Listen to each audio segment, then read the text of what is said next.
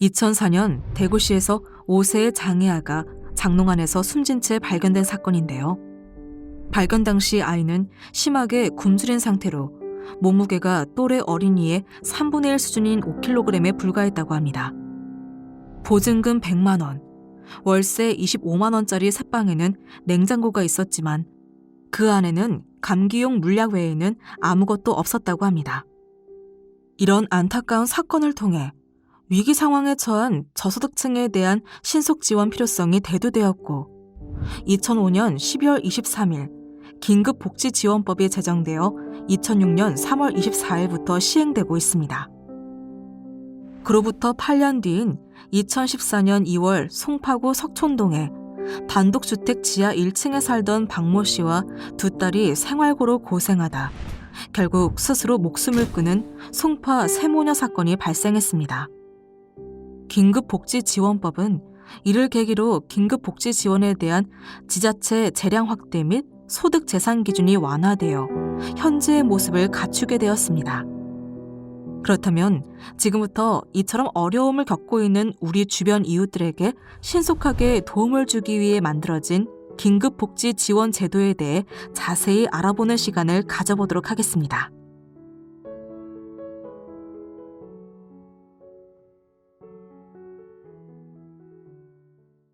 먼저 긴급복지지원제도의 목적과 기본 원칙을 알아보도록 하겠습니다. 긴급복지지원제도란 무엇일까요? 긴급복지지원제도란 저소득 위기가구를 대상으로 위기 사유에 따라 생계, 주거, 의료비 등을 일시적으로 신속하게 지원하는 제도로 빈곤계층으로의 추락을 방지하기 위한 목적을 갖고 있습니다. 다음으로는 긴급복지지원제도의 기본 원칙 3가지를 살펴보겠습니다. 첫 번째 기본 원칙은 선지원 후조사 원칙입니다. 긴급지원 담당 공무원이 현장 확인을 한 후 포괄적으로 지원 필요성을 판단합니다. 접수 후 2일 이내에 우선 지원하고 추후 소득 재산 등을 조사하여 지원의 적정성을 심사합니다. 두 번째 기본 원칙은 단기 지원 원칙입니다. 긴급복지지원제도는 위기 상황에 처한 가구에 일시적으로 신속하게 지원하는 것으로 생계, 주거, 시설 이용, 연료비 지원은 1개월, 의료, 교육 지원은 1회가 원칙입니다. 생계, 주거, 시설 이용, 연료비 지원의 경우에는 시, 군, 구청장의 결정으로 2개월 추가 지원도 가능합니다.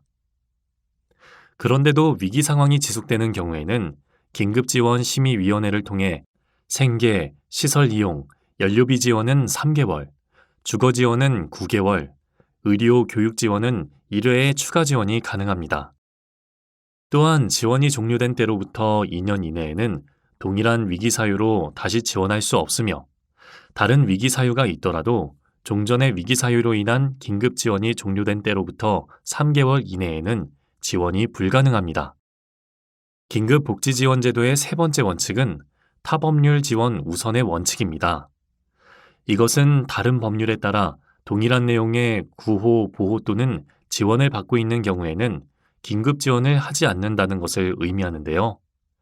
이런 원칙이 적용되는 다른 법률에는 재해구호법, 국민기초생활보장법, 의료급여법, 사회복지사업법, 가정폭력 방지 및 피해자 보호 등에 관한 법률, 성폭력 방지 및 피해자 보호 등에 관한 법률 등이 있습니다. 그렇기 때문에 지원 요청 등을 받은 긴급지원 담당 공무원은 다른 법률 지원의 대상이 되는 것이 적합하다고 판단된다면 해당 지원에 연계하도록 합니다. 이런 경우 긴급지원 신청자의 위기 상황을 고려하여 다른 법률에 의한 지원 결정이 완료되기 전까지 우선적으로 긴급지원을 할 수 있습니다.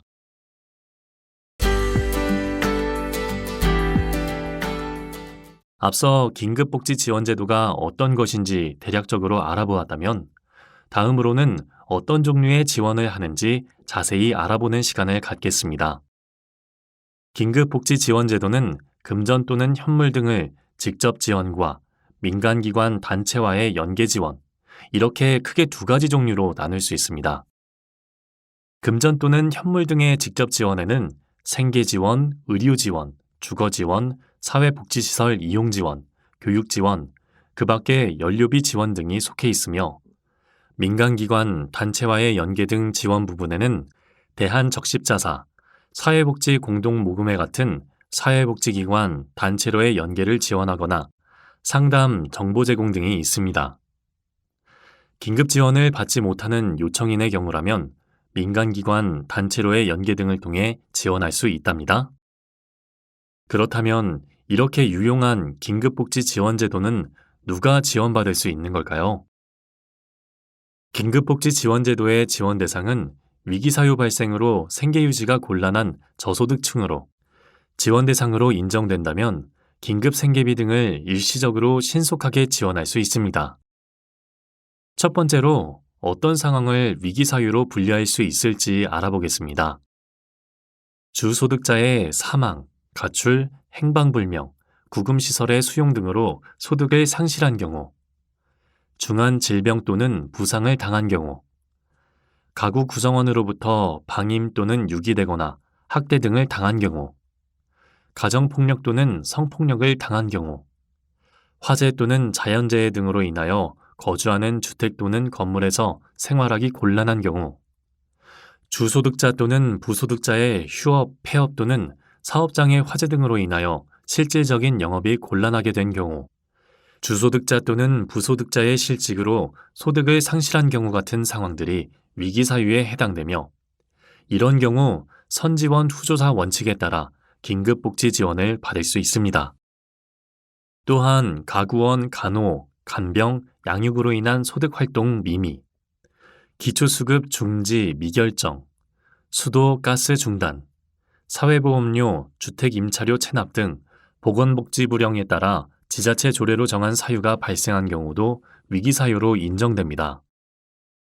그 밖에도 보건복지부 장관이 정하여 고시하는 경우에도 긴급복지 지원을 받을 수 있는데요. 주소득자와의 이혼, 단전된 때 교정시설 출소자 생계곤란, 가족으로부터 방임, 유기 또는 생계곤란 등으로 노숙을 하는 경우, 사각지대 발굴, 통합사례관리 대상자 또는 자살 고위험군으로서 관련 부서로부터 생계가 어렵다고 추천을 받은 경우가 있습니다. 이 밖에도 한시적으로 무급휴직 등으로 소득을 상실한 경우, 자영업자, 특수형태 근로종사자 또는 프리랜서의 급격한 소득 감소가 있는 경우에도 위기 상황에 해당될 수 있습니다. 다음으로는 긴급복지 지원제도의 소득 재산 기준을 알아보겠습니다. 소득의 경우 중위소득 75% 이하로 가구 규모별로 그 기준이 다릅니다.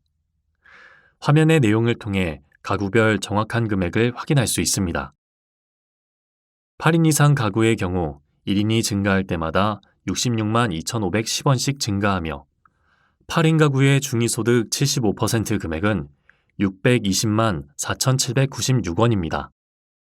재산의 경우에는 대도시 1억 8,800만 원, 중소도시 1억 1,800만 원, 농어촌 1억 100만 원 이하이며 금융재산은 500만 원 이하, 주거지원의 경우에는 700만 원 이하라면 긴급복지 지원제도를 이용할 수 있습니다. 이와 같은 기준들을 충족하는지에 대한 판단은 선지원 후조사 원칙에 따라 지원 후 사후조사, 적정성 심사 과정에서 이루어지게 됩니다. 다음으로는 긴급복지 지원제도에 보건복지부, 지방자치단체, 민간기관 등이 긴밀한 협력체계를 이루고 있는 각각의 역할과 기능에 대해 차례대로 살펴보겠습니다. 먼저 보건복지부는 긴급지원 정책개발, 사업지침 마련, 교육 및 홍보, 사업 모니터링을 담당하고 보건복지부는 긴급지원 담당기구로서 보건복지 상담센터를 두고 있는데요. 이곳에서는 365일 24시간 상담팀을 운영하고 있으며 지원 요청 또는 신고를 받게 되면 해당 시, 군, 구에 연계하도록 하며 이 경우 시, 군, 구에서는 연계건의 처리 과정과 지원 현황 정보를 상담센터에 통보해야 합니다. 다음으로 시, 군, 구는 긴급지원제도의 중추적인 역할을 담당하고 있는데요. 크게 두 가지, 시장, 군수, 구청장과 소속 긴급지원심의위원회로 역할이 나눠집니다. 시장, 군수, 구청장은 긴급지원기관으로서 시, 군, 구의 소속 공무원을 긴급지원 담당 공무원으로 지정하고 지원 요청하며 신고를 접수하고 현장 확인 및 긴급지원을 실시합니다. 또한 이후 사후조사를 실시하고 계속 지원이 필요한 자에 한하여 2개월의 범위 내에서 지원 연장을 결정하는 역할을 합니다.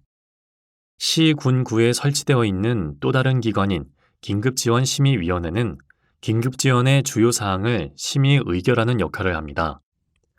긴급지원심의위원회의 위원수는 위원장을 포함하여 15인 이내로 구성되며 위원회의 위원장은 시장, 군수, 구청장이 맡으며 제적 과반수의 출석과 출석 과반수의 찬성으로 의결합니다. 다음으로는 시도의 역할에 대해 알아보겠습니다.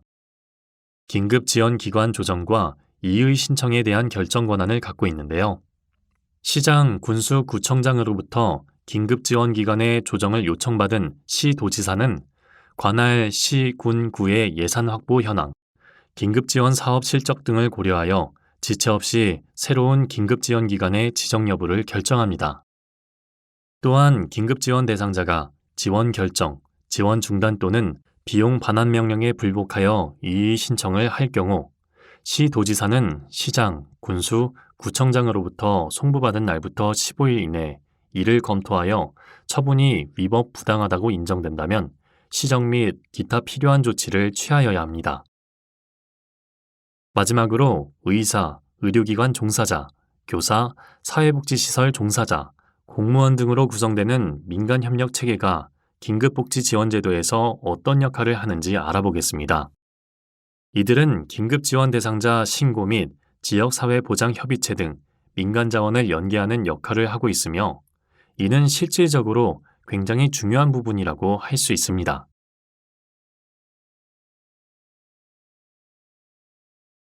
긴급지원에는 다양한 종류의 지원이 있는데요. 크게 주급여와 부가급여로 구분할 수 있습니다. 주급여에는 생계, 주거, 의료, 사회복지시설 이용 지원이 속해 있고 부가급여에는 교육, 해산비, 장제비, 연료비, 전기요금 지원이 속해 있습니다. 이 중 가장 대표적인 생계, 주거, 의료 지원에 대해 자세히 알아볼까요? 가장 먼저 생계 지원에 대해 알아보도록 하겠습니다. 생계 지원이란 긴급복지지원법 시행령 제2조에 해당하는 사유로 생계 유지가 곤란한 사람들을 대상으로 식료품비, 의복비 등 생계 유지에 필요한 비용 또는 현물을 직접적으로 지원하는 제도입니다. 이러한 생계 지원의 지원 방법 및 절차에는 어떤 것들이 있을까요? 먼저 금전 지원 원칙이 있습니다. 금전 지원 원칙의 경우 지원 결정 후 지체 없이 긴급 지원 대상자 명의의 금융기관 또는 채신관서 계좌로 입금합니다. 다만 금융기관 또는 채신관소가 없는 등의 사유로 계좌 입금이 곤란한 경우 긴급 지원 대상자에게 직접 지급할 수 있습니다. 예외적으로 현물 지원 가능한 경우도 있는데요. 긴급 지원 대상자가 거동이 불편하여 금융기관을 이용하기 어렵거나 직접 물품을 구매하기 곤란한 경우 등 현금으로 지원하는 것이 적당하지 않을 경우에는 현물을 지원할 수도 있습니다. 또한 주소득자가 중환질병 또는 부상을 당한 경우에는 주소득자가 입원하지 않고 자가 등에서 치료하는 때에도 지원이 가능합니다. 다만 중환질병 또는 부상으로 인한 실업급여, 보험금 등을 받고 있는 경우에는 제외되며 이런 경우 긴급지원 담당 공무원은 중환질병 또는 부상과 주소득자의 근로소득 상실 간 사실관계를 확인해야 합니다. 생계지원금은 가구 구성원 수에 따라 정해진 액수로 지급하며 1인 가구 기준으로 월 44만 1,900원, 4인 가구에는 119만 4,900원을 지원받을 수 있습니다.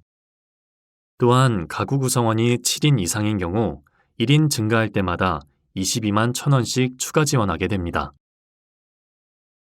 생계지원의 경우 시장, 군수, 구청장에 의한 지원은 1개월 선지원이 원칙이며 2개월의 범위 내에서 연장 지원이 가능합니다. 다만 지원의 실효성과 행정 절차의 간소, 서민 생활 안정 등을 위해 기본적으로 3개월 지원을 우선 결정할 수 있습니다. 지원 결정 후 지원금은 3개월분을 일시에 지급하는 것이 아니라 가구 구성원 수의 지원 기준에 따라 매달 지급되게 됩니다. 또한 시장, 군수, 구청장에 의한 3개월의 지원에도 불구하고 위기 상황이 계속되는 경우에는 긴급지원심의위원회에서는 심의를 거쳐 3개월의 범위에서 추가 지원도 가능합니다. 집은 인간다운 삶을 유지함에 있어 가장 기본적인 부분이라고 할 수 있겠죠. 이번에는 긴급복지지원법 시행령 제4조에 속하는 주거지원에 대해 알아보도록 하겠습니다. 어떠한 위기 사유의 발생으로 임시거소 제공 또는 주거비 지원이 필요하다고 인정되는 사람은 주거지원의 지원 대상자가 될 수 있습니다. 주거지원은 대도시, 중소도시, 농어촌 지역에 따라 그리고 가구 구성원 수에 따라 주거지원 금액이 달라지는데요. 대도시 4인 가구의 경우 한 달에 64만 3,200원의 한도 내에서 지급됩니다. 위 표의 지원 기준은 상한 금액이며 가구 구성원이 7인 이상인 경우에는 1인 증가할 때마다 대도시 10만 2,300원, 중소도시 6만 7,000원, 농어촌 3만 8,300원씩 추가 지급합니다. 다음으로는 주거지원의 지원 기간에 대해 알아보겠습니다. 기본적으로 생계지원처럼 주거지원 또한 시장, 군수, 구청장에 의한 지원은 1개월 선지원 원칙이며 2개월의 범위 내에서 연장 가능합니다. 그러나 지원의 실효성 제고, 행정 절차의 간소 및 서민생활 안정 등을 위해 기본적으로 3개월 지원을 우선 결정할 수 있고 이럴 경우 지원금은 가구 구성원 수의 지원 기준에 따라 일시가 아닌 매월 지급됩니다.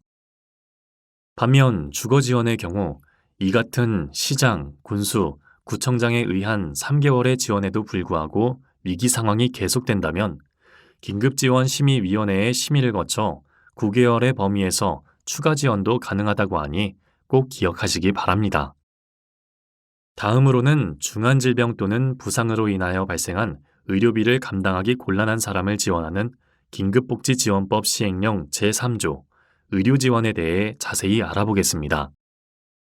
지원 대상의 구체적인 기준을 살펴보면 만성적으로 앓고 있는 질병은 원칙적으로 지원 대상이 되지 않고 타 의료비 지원을 수령한 이후의 잔액이 여전히 감당하기 어렵다고 인정되는 경우 의료비 지원이 중복되지 않는 금액에 대해 차액 지원이 가능합니다.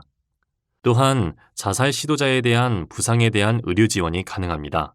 암 환자, 희귀 난치성 질환자, 기초의료급여 수급자, 알코올 중독, 치매 등 각종 정신질환 등을 포함한 자세한 내용은 교환을 통해 확인하시길 바랍니다. 그런데 만약 의료 지원 요청 후 사망했다면 어떻게 될지 궁금한 분들이 있을 것 같은데요. 이런 경우에는 의료 지원 대상으로 인정받을 수 있습니다. 그러나 통계청 질병분류 4인 코드가 같은 동일 상병으로 이미 지원받은 사람은 대상에서 제외됩니다. 단 환부의 위치가 명확하게 구분되는 경우 각각의 지원을 인정된다고 합니다. 또한 상이한 상병일 경우에는 다시 의료 지원이 가능하며 동일 상병이라도 지원 종료 후 2년이 경과하면 다시 지원이 가능합니다. 이러한 기준에 부합한다면 의료 지원 대상자는 검사, 치료 등 의료 서비스 및 약제비를 지원받을 수 있습니다. 의료 지원은 퇴원 전 신청이 원칙이며 다만 입원 당시 유선전화, 팩스 등으로 명백하게 신청 의사를 밝힌 경우 예외적으로 퇴원 후 신청이 가능합니다.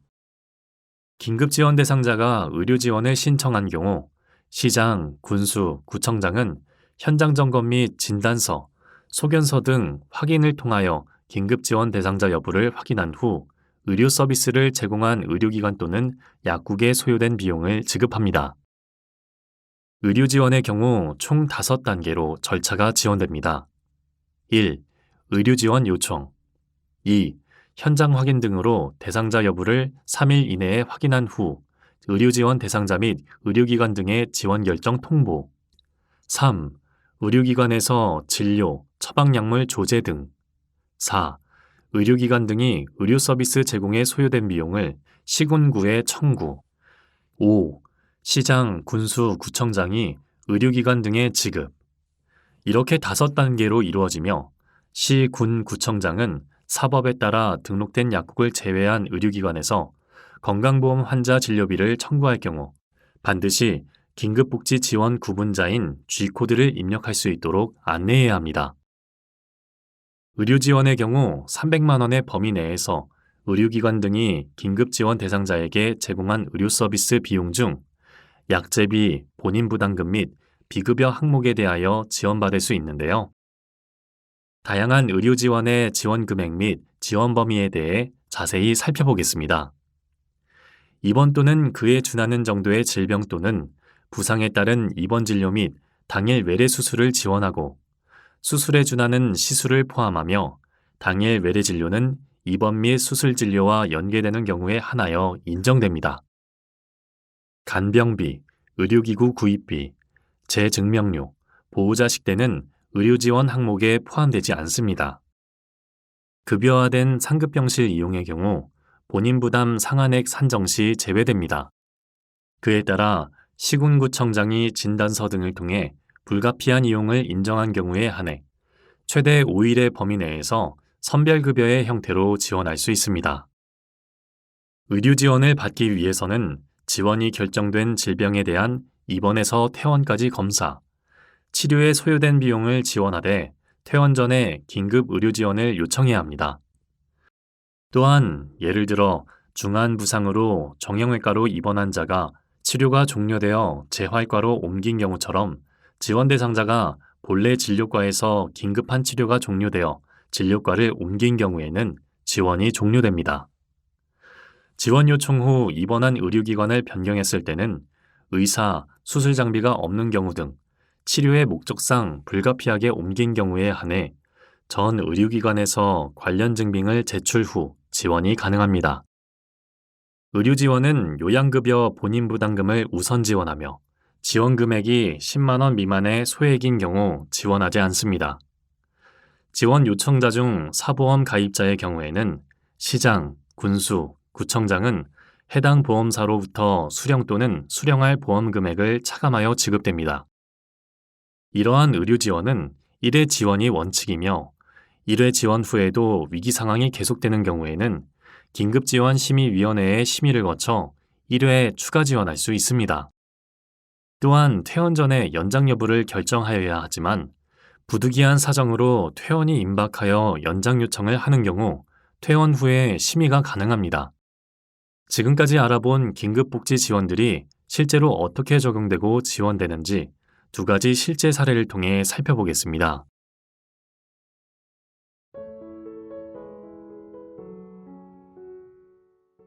성실하고 책임감 있는 남편의 모습에 반해 베트남에서 한국으로 와 정착한 뚜엔 씨.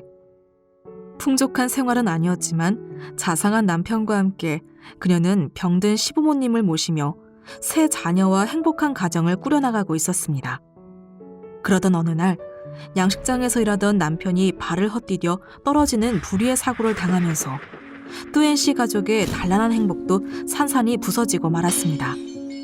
긴급 의료 지원을 통해 다행히 수술을 받을 수 있었지만 가장이었던 남편은 사지마비 진단을 받고 2년 이상 재활 치료를 받아야 하는 절망적인 상황이었습니다. 한국말조차 서툴렀던 그녀에게는 혼자 버티기 어려운 시련의 시간이었습니다.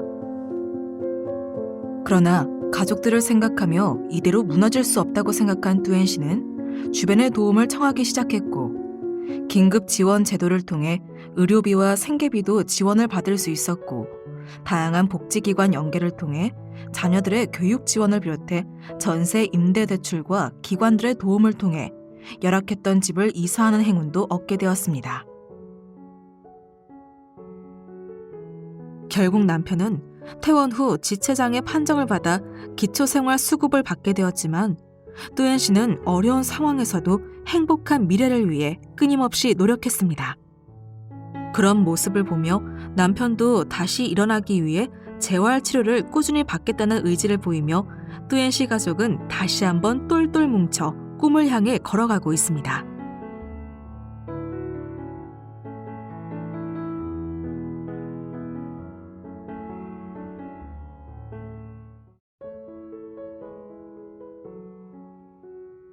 김보성 씨는 가구 공장에서 일을 하며 아내와 지적장애 1급 아들을 돌보는 행복한 가장이었습니다.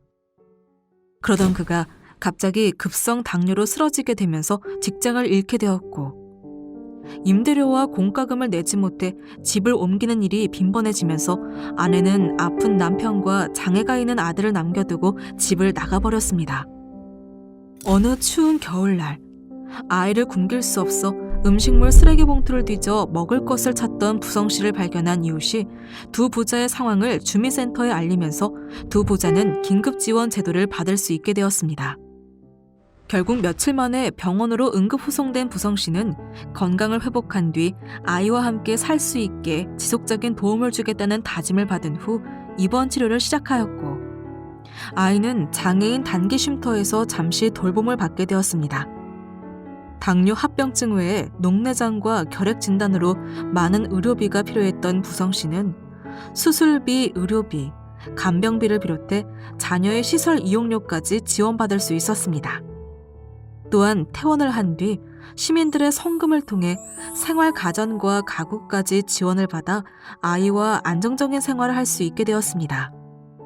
도움을 청할 수조차 없이 힘겨운 상황에 있던 그에게 따뜻한 관심을 보여준 이웃들로 인해 부성 씨는 그토록 원하던 아이와 함께 행복한 가족을 지켜낼 수 있었습니다. 정말 어려운 상황에 처해 있었지만 긴급 의료 지원과 생계비 지원 등을 통해 갑작스런 위기 상황에서 헤쳐나올 수 있었던 뚜웬 씨와 부성 씨. 이처럼 긴급 복지 지원의 다양한 지원들은 개별적 지원으로 끝나는 것이 아닌 서로 다른 지원들이 종합적으로 연관되어 있습니다. 그렇다면 다음으로는 긴급 복지 지원의 다른 지원들에는 무엇이 있는지 살펴보도록 할까요? 아무래도 생계곤란을 겪는 취약계층을 긴급히 지원하는 제도의 특성상 사회복지시설 이용이 필요한 경우가 많이 있는데요. 가족 구성원으로부터 방임당하여 공동생활시설 이용료가 발생한 경우 같은 경우가 대표적인 지원 예시라고 할 수 있습니다. 이러한 상황들을 지원하기 위해 긴급복지지원제도는 사회복지시설 이용 지원을 통해 위기 사유의 발생으로 사회복지시설에서 제공하는 서비스가 필요하다고 인정되는 사람을 대상으로 시설 이용 실비를 지원하고 있습니다. 사회복지시설 이용의 지원 상한액은 1인 가구 53만 5,900원, 4인 가구 145만 500원으로 가구원 수에 따라 서로 상이합니다. 또한 사회복지시설 이용은 1개월 지원이 원칙이지만 최대 6개월까지 지원이 가능합니다.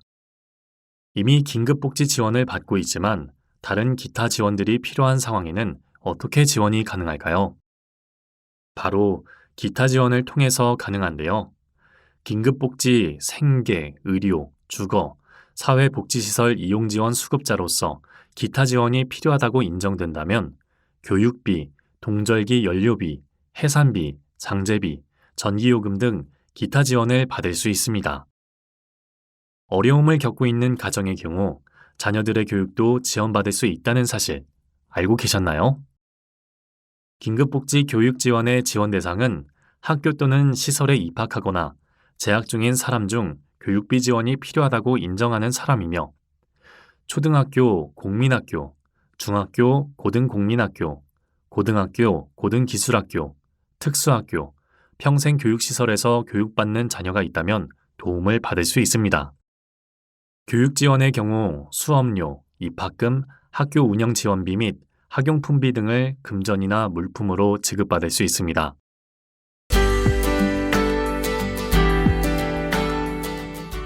지금까지 도입 배경부터 지원 체계, 지원 종류까지 긴급복지 지원제도의 전반적인 주요 내용을 살펴보았는데요.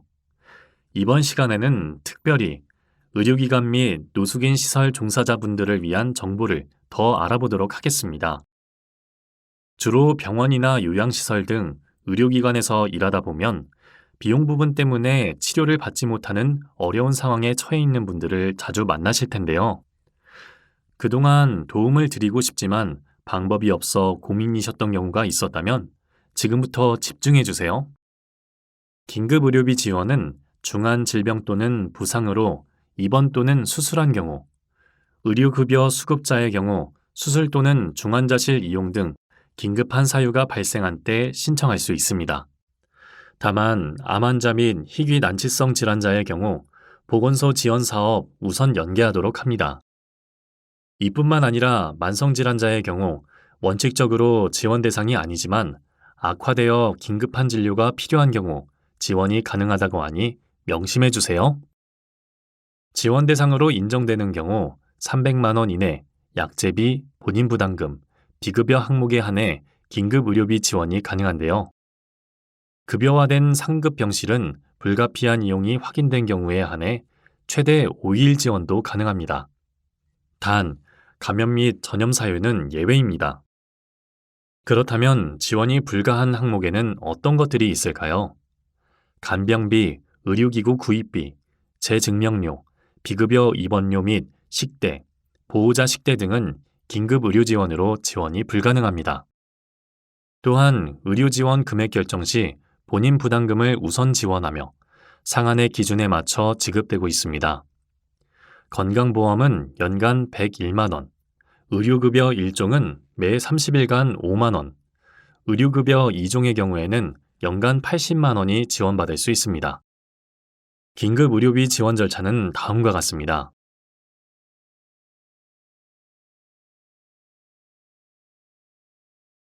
다음으로는 노숙인 시설 종사자분들을 위한 내용도 알아보겠습니다. 가족으로부터 방임, 유기 또는 생계유지 곤란 등으로 노숙한 지 6개월 미만인 노숙인의 경우 긴급복지 지원을 지원받을 수 있습니다. 신청한 노숙인 시설 및 노숙인 종합지원센터에서 주거지원 등에 대한 임시거주지 마련 및 사후관리 협조가 이루어집니다.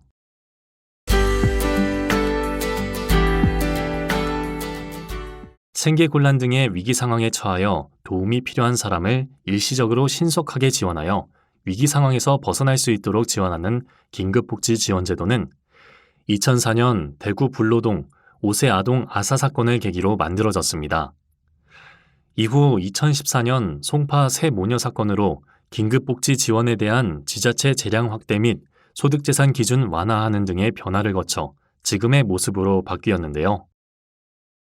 그러나 이러한 복지 사각지대 해소 노력에도 불구하고 2018년 4월 비극적인 증평 모녀 사건이 발생하면서 위기가구를 적극 발굴하여 복지 사각지대의 예방에 대한 필요가 높아졌고 긴급복지지원법 개정을 통해 긴급복지 신고 의무자 범위 확대 및 신고 의무자, 신고 의무 교육을 진행하고 있습니다.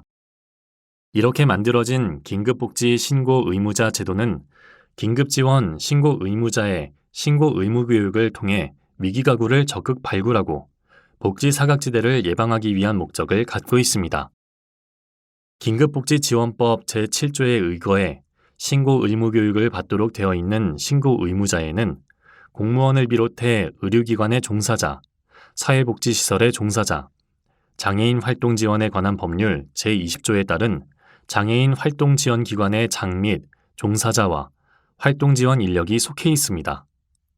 또한 교원, 직원, 산학 겸임교사, 강사를 비롯해 학원의 설립 운영 및 과외 교습에 관한 법률 제6조에 따른 학원의 운영자, 강사, 직원, 교습소의 교습자, 직원도 포함됩니다. 각종 법령에 따라 건강가정지원센터, 평생교육기관의 장과 그 종사자, 청소년 시설 및 청소년 단체, 청소년 보호 재활센터의 장과 그 종사자도 포함되어 있습니다. 그 밖에 긴급지원 대상자를 발견할 수 있는 자로서 보건복지부령으로 정하는 자도 의무적으로 교육을 받아야 하는데요. 이장 및 통장을 비롯해 동리의 새마을 지도자 및 부녀회장이 포함되며 별정 우체국법에 따라 별정 우체국의 직원도 교육 대상이 됩니다. 긴급복지 신고 의무자 교육은 긴급복지지원법 시행규칙 제2조의 3, 제3항에 의거해 매년 1시간 이상 이수해야 하는데요. 자격취득이나 보수교육 과정에 긴급지원 신고 의무 교육을 매년 1시간 이상 포함하여 실시하고 있으며 긴급지원 신고 의무자가 소속된 기관, 시설 등의 장은 긴급복지 신고 의무 교육을 매년 1시간 이상 실시해야 합니다. 그렇다면 긴급복지 신고 의무자 교육에서는 어떤 내용을 배울 수 있을까요? 긴급복지지원법 시행규칙 제2조의 3, 제1항에 따라 긴급지원 대상자 신고 의무에 관한 법령, 발견 시 신고 방법, 보호 절차, 이 세 가지의 사항이 포함되어 있습니다. 긴급복지 신고 의무자 교육은 보통 집합교육이나 인터넷 강의 등의 방법으로 실시되고 있으니 잊지 말고 꼭 챙겨주세요. 또한 긴급복지 신고 의무자가 소속된 기관, 시설 등의 장에게는 소속 긴급복지 신고 의무자에 대한 신고 의무 교육을 실시할 의무가 있습니다. 또한 실시 결과를 다음해 1월까지 관계 중앙행정기관의 장에게 제출해야 합니다. 그 후 지자체 중앙행정기관은 3월까지 보건복지부로 실시 결과를 제출해 교육 이수 여부를 확인하고 있습니다.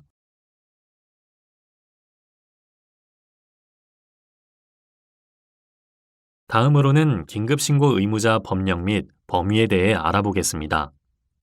긴급복지지원법 제7조 제3항, 같은 법 시행규칙 제2조의 2에 명시되어 있는 신고 의무 교육 대상은 의료기관 종사자, 유치원 교직원, 초중등 교육법 및 고등교육법에 따른 교직원, 사회복지관, 어린이집, 장애인시설, 성폭력 피해자 지원시설, 아동양육시설, 지역아동센터, 정신건강시설 등의 사회복지시설 종사자입니다.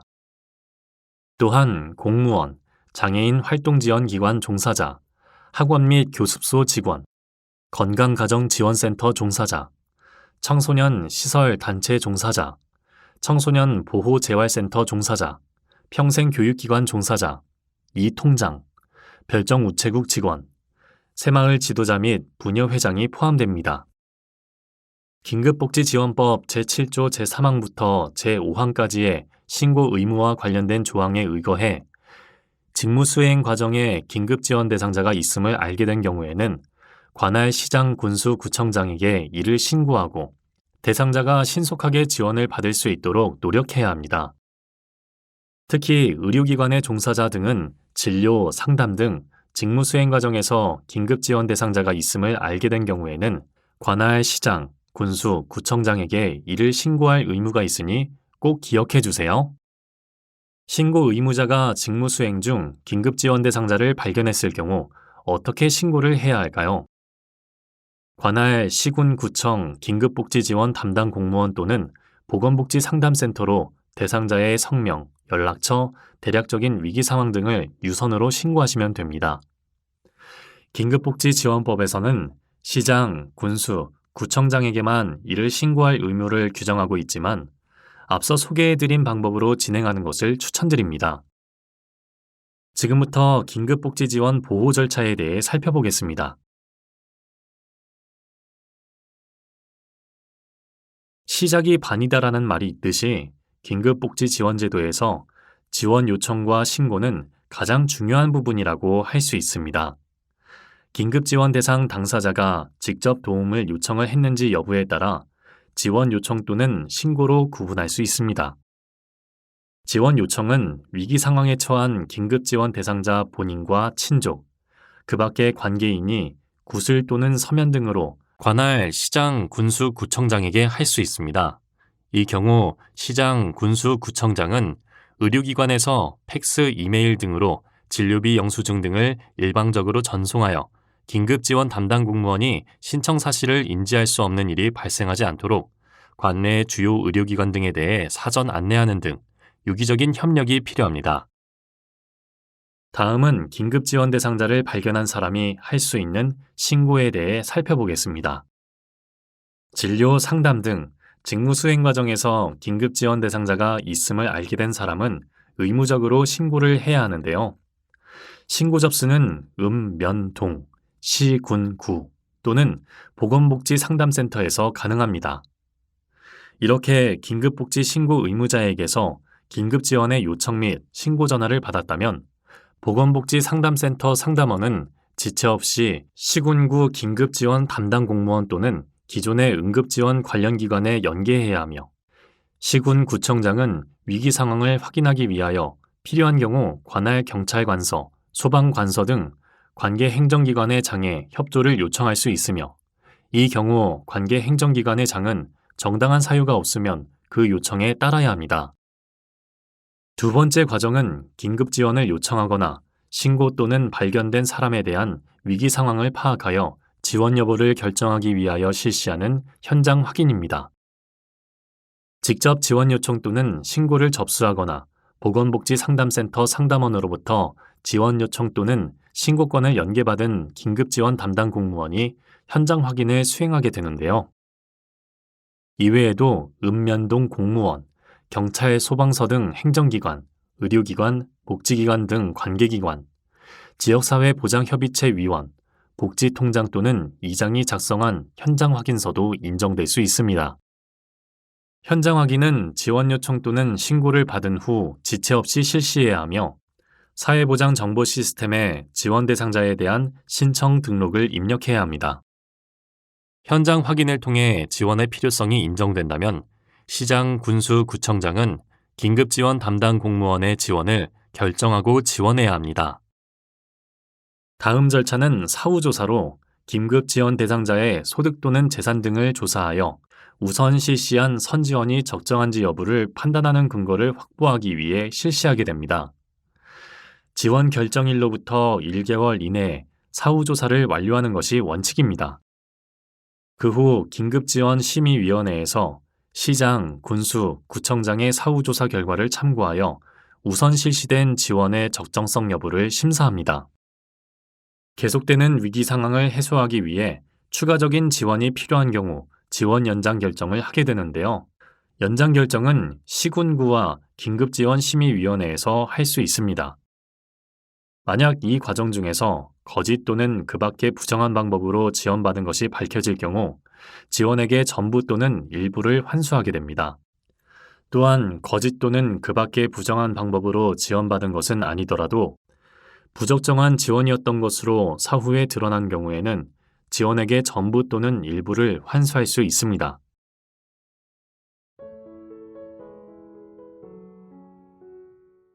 이정수 씨는 사실혼 배우자와 암투병을 하고 있는 장모님과 아들 1명과 함께 모텔에서 5년째 살고 있었습니다.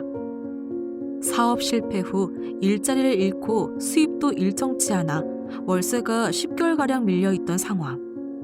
급기야 모텔에서는 단전 단수 조치를 취하며 강제 퇴거 도촉하자 그는 모텔 사장과 다툼하던 도중 경찰 조사까지 받게 되고 맙니다. 그러나 다행히도 정수 씨 가족의 열악한 주거 환경과 경제적인 어려움을 알게 된 경찰관이 동주민센터에 신고해 주었고 이후 국가 긴급복지를 통해 급한 생활비를 3개월 동안 지원받을 수 있었습니다. 또한 정수 씨 가족은 긴급복지 대상자에게 추천할 수 있는 타 주거 제도를 통해 원래 살던 곳보다 쾌적한 환경으로 이사하게 되었답니다. 이사 후 무엇보다 정수 씨는 말기암 환자인 장모님을 모텔이 아닌 일반 가정집에서 간병할 수 있게 되어 기쁘기만 합니다.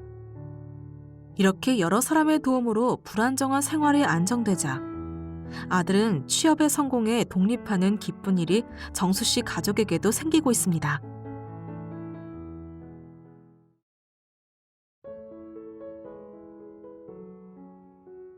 인적사항 파악 및 병원비 지원 검토를 요청하는 112의 신고 전화로 발견된 자살 시도자 김빛나 씨. 그녀는 내방 상담을 했지만 실업급여를 받고 있어 복지 대상자는 해당이 되지 않아 실업급여 종료 후 다시 상담하기로 한 대상자였습니다. 빛나 씨는 신고를 전달받은 담당자가 곧바로 입원 병원에 찾아가 상담을 한 후 긴급 복지 지원을 받을 수 있었습니다. 그러나 며칠 후 이웃들에게 여성이 살던 원룸에서 강아지 짖는 소리가 너무 시끄럽다는 민원이 들어왔습니다. 이에 현장 방문을 해보니 강아지 7마리가 철창 속에 갇혀있던 빛나 씨의 집은 그녀의 마음처럼 심각한 상태였습니다.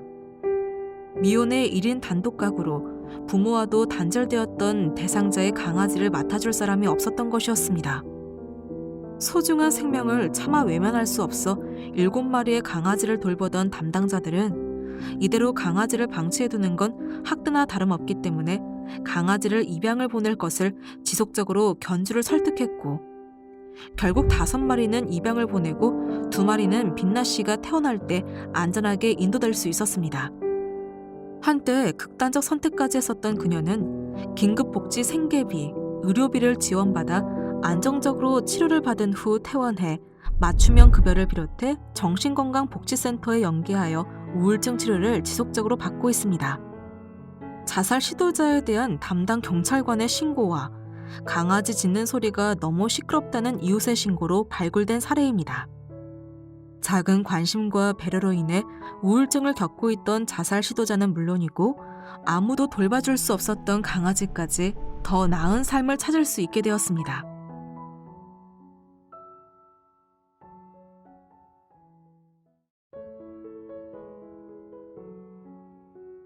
보건복지상담센터 129 콜센터에 걸려온 한 어머니의 절박한 전화 한 통. 더 이상 주변에 도움을 청할 형편이 안 돼요. 아이들을 양육하고 자폐와 심한 장애를 앓고 있는 둘째를 치료하기가 너무 버겁고 힘들어요. 남편과 함께 착실히 2 아이를 기르며 평범한 가정을 꾸리고 있던 임성애 씨. 개인 사업을 하던 남편이 사기를 당하면서 갑자기 문을 닫게 되었고, 그 이후 엄청난 빚더미에 앉게 되고 맙니다. 도무지 나아질 것 같지 않은 상황에 절망하던 그녀는 동반 자살 방법을 검색하다 우연히 129 콜센터를 발견해 지푸라기라도 잡는 심정으로 도움을 청하게 된 것입니다. 일반 가정으로 사회복지 서비스 정보를 몰랐던 임성애 씨는 긴급 복지 사업을 알게 되었고 삶의 희망을 다시 가질 수 있게 되었습니다. 가장 우선적으로 필요했던 긴급 생계비가 지원되면서 경제적인 불안감이 서서히 안정되었고, 자신을 자책하며 술독에 빠져있던 남편도 서서히 작은 일부터 하나씩 시작하며 자리를 찾아가게 되었습니다. 이후 몸이 불편한 둘째를 돌봐주는 활동 보조인 서비스가 되면서 부부 모두 정기적인 일자리를 다닐 수 있게 되었고, 최근에는 가까운 지인들의 빚을 조금씩 갚아나가고 있다는 성애 씨. 많은 이들의 도움을 통해 그녀는 조금씩 예전처럼 소소한 일상의 행복을 찾아가고 있습니다. 지금까지 긴급복지 지원 사례들을 살펴보았는데 어땠나요? 우리 주변의 이웃들의 이야기를 통해 신고의 의무를 가진 신고 의무자의 역할이 정말 중요하다는 것을 생생히 느낄 수 있었을 것 같아요. 위 사례들 속 인물들처럼 생계곤란 위기에 처한 이들을 조기에 발견하고 신속한 도움을 주고 그들이 희망을 얻고 새롭게 일어날 수 있도록 여러분의 지속적인 관심을 부탁드리며 교육을 마치겠습니다. 감사합니다.